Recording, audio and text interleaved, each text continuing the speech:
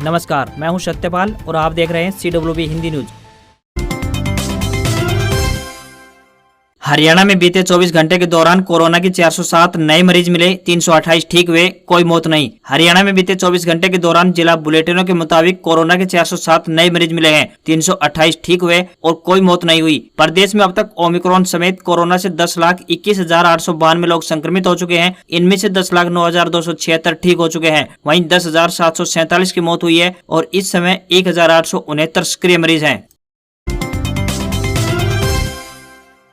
सावन महीने को देखते हुए रेलवे द्वारा श्रद्धालुओं को बड़ी सौगात दी गई है। सावन मेले के दौरान उमड़ने वाली भीड़ को देखते हुए इंडियन रेलवे द्वारा हर साल सावन महीने में श्रावणी ट्रेन चलाई जाती है। तीज त्योहार पर भक्तजन और श्रद्धालु मंदिरों में दर्शन करने पहुंचते हैं। सावन का महीना शुरू होते ही ट्रेनों में भक्तजनों की भीड़ उमड़ती हुई दिखाई दे रही है। झारखंड के देवघर में स्थित बाबा बैजनाथ धाम जाने वाले श्रद्धालुओं की भारी भीड़ हो रही है। इसी कड़ी में श्रावणी मेला के अवसर पर श्रद्धालुओं की सुविधा हेतु मोकामा, किऊल, सुल्तानगंज, भागलपुर के रास्ते दानापुर और साहिबगंज के बीच एक जोड़ी श्रावणी मेला स्पेशल यानी साप्ताहिक 03236 व 03235 ट्रेन का परिचालन किया जाएगा। 17 जुलाई से 14 अगस्त 2022 तक प्रत्येक रविवार यानी कि 17, 24, 31 जुलाई एवं 7 तथा 14 अगस्त 2022 को दानापुर से 4:52 पर चलकर 13:20 पर साहिबगंज पहुंचेगी।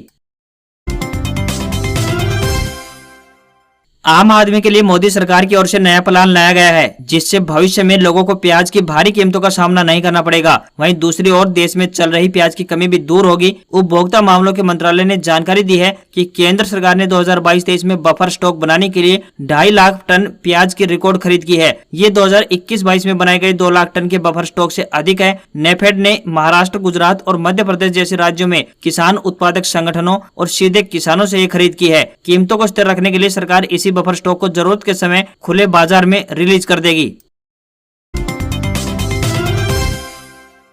हरियाणा के चौधरी रणबीर सिंह विश्वविद्यालय में 5 नए कोर्स होंगे शुरू, नई शिक्षा नीति के तहत होंगे लागू। जींद के चौधरी रणबीर सिंह विश्वविद्यालय में नए स्तर में होने वाले एडमिशन और उसके प्रोस्पेक्ट्स गठन को लेकर विश्वविद्यालय सभागार में बैठक का आयोजन किया गया। बैठक में नए स्तर में होने वाले एडमिशन को लेकर चर्चा की गई। इसमें प्रोस्पेक्ट्स बनाने के लिए और नए 5 कोर्स आरंभ करने आदि पर विचार विमर्श किया गया। इन नए कोर्स में MA Hindi, MA political science, MSc botany, MSc zoology और BBA और BCom ऑनर्स 5 वर्षीय योजना नई शिक्षा नीति 2020 के अंतर्गत शुरू करने के लिए उनके मुख्य पहलुओं पर चर्चा की गई। इस बैठक में प्रोस्पेक्ट्स के डिजाइन को लेकर और विश्वविद्यालय में चल रहे 16 कोर्सेज की पूरी डिटेल और किस कोर्स में कितनी सीटें होंगी उसके बारे में भी चर्चा की गई।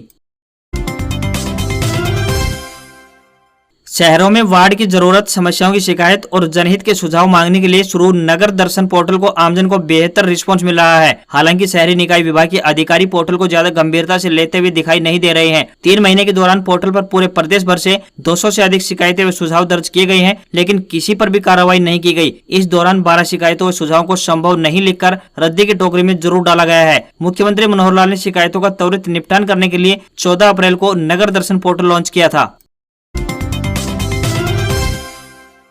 हरियाणा में रिक्त पदों को भरने में अफसरशाही बन रही रोड़ा, HRMS पोर्टल पर नहीं डाल रही पूरी जानकारी। हरियाणा में सरकारी विभागों, बोर्ड, निगमों, स्वायत्त संस्थाओं और सरकारी कंपनियों में ग्रुप A और ग्रुप B के अफसरों से लेकर ग्रुप C और ग्रुप D कर्मचारियों के रिक्त पदों को भरने में अफसरशाही आड़े आ रही है। प्रदेश सरकार ने सभी विभागों को 15 जुलाई तक मानव संसाधन प्रबंधन प्रणाली यानी HRMS पोर्टल पर मौजूदा स्टाफ, रिक्त पदों, कुल स्वीकृत पदों सहित तमाम ब्यौरा अपलोड करने के निर्देश जारी किए थे, लेकिन आधे से ज्यादा विभागों ने वांछित जानकारी उपलब्ध नहीं कराई है।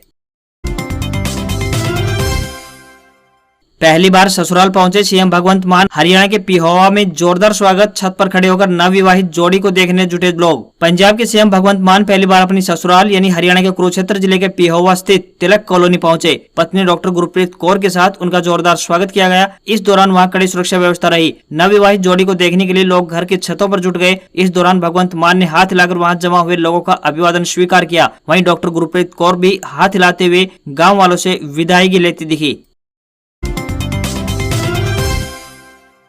फर्जी कहे जाने पर राम रहीम की तंज भरी सफाई, बोले में पतला क्या हुआ, लोगों ने नकली कहना शुरू कर दिया। जेल से पैरोल पर आए डेरा सच्चा सौदा मुखी राम रहीम ने फर्जी कहे जाने पर सफाई दी है। उन्होंने सत्संग के दौरान तंज भरे लहजे में कहा कि हम पतले क्या हुए, लोगों ने नकली कहना शुरू कर दिया। असल में चंडीगढ़, अंबाला और पंचकुला के कुछ श्रद्धालुओं ने पंजाब एंड हरियाणा हाईकोर्ट में याचिका दायर की थी, जिसमें उन्होंने कहा कि जेल में पैरोल पर आए राम रहीम नकली है, असली का कहीं किडनैप हो चुका है। हालांकि हाईकोर्ट ने इसे खारिज कर दिया। राम रहीम इस वक्त उत्तर प्रदेश के बागपत आश्रम में है।